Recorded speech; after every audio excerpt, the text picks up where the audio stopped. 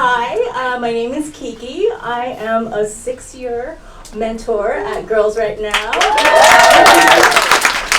I have to say, I always love all my matches, and kind of like kids, you're always worried about like the next one. I'm just like, what if I don't love them as much as the next one? But every year I meet, well, not every year because I have returning mentors, but my latest mentor, Maddie, I think is incredible. She is a second-year student at the LaGuardia School, and she is a vocalist, and she's a pianist, and she's an amazing writer. And I hope you enjoy her piece. This is actually the second time I'm going to be hearing it because over the summer she also got the James Baldwin Teen Award at the New York Library. Thank you, Kiki, for the wonderful introduction. I think one thing about Girls Right Now that I've loved is like having the opportunity to find someone and get a relationship with them and help me like ground my voice and just have this like arena to like share my writing. And if there's anything that I need to turn to like express myself and use an outlet for, it's probably writing. So this is my piece, Fragments of Me, that I wrote in a time where I was trying to navigate my identity as a mixed race kid. So, where are you really from? I've always eagerly answered with New York, but recently this question hit me with a divide. When I was younger, I never really thought much deeply about my identity. It wasn't an issue that made me question my background, my culture. Heck, I never even awarded much thought to how others perceived me physically either. All that I needed to know was that I was living life and having fun. That's all that truly mattered and was of value to me. But yet, there comes an inevitable point of confrontation. A different light in your brain is switched on and you gain consciousness of what others think of you. Those thoughts consume you, eating away at your confidence and tearing at your self-esteem. Now I care whether I leave my apartment with concealer on. I care if that one top exposes the faint stretch marks beneath my arms. I care whether people recognize me from my Asian counterpart. Why? Why all of a sudden does it hold such significance now? Maybe it's because we live in a time when identity is both celebrated and scrutinized. Conversations about race are louder than ever, and yet they always seem to leave those of us caught in the in-between, feeling more invisible than included. Recognizing both of my backgrounds matters because it's a statement of existence, a refusal to let others define me by halves. But what does it really mean to be both?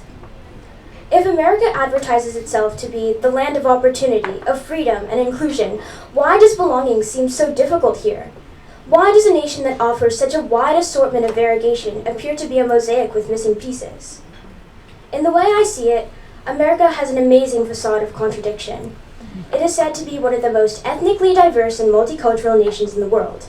And by far, life in New York City, a renowned melting pot and promising future for immigrants, should be like living in heaven and such a privilege for someone like me, a half Filipino, half Kenyan girl.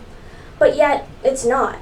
My reality does not live up to the sensationalized portrayal of America. I blink past my days of middle school, constraining bottled up tears over microaggressions made by friends at school, subtle jokes and whispers of normalized slurs in the hallways. Why was growing a layer of skin numb to these remarks a necessary survival skill to taking my first steps of independence?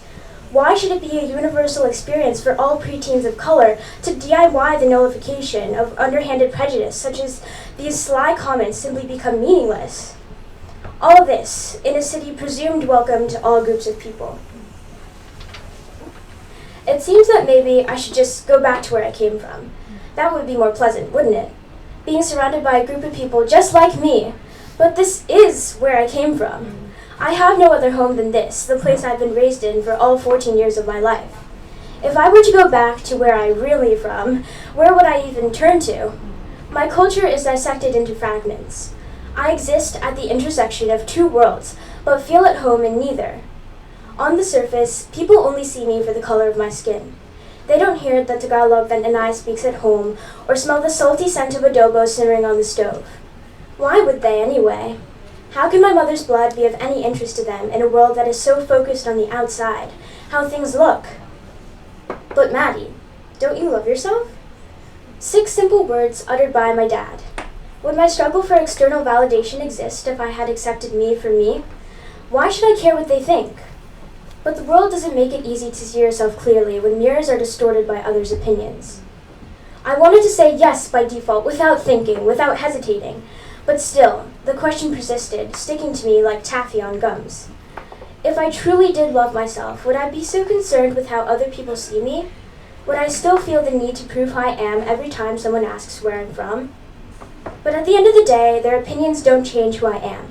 My background, my culture, the things that make me me, they exist whether people understand them or not. Maybe self-love isn't about having all the answers. Maybe it's just about being okay with not needing to explain. I'm learning that it takes time. Time to find a way to belong, not to a place or to a group, but to yourself. My identity isn't a puzzle to complete. It's a story I'm still writing.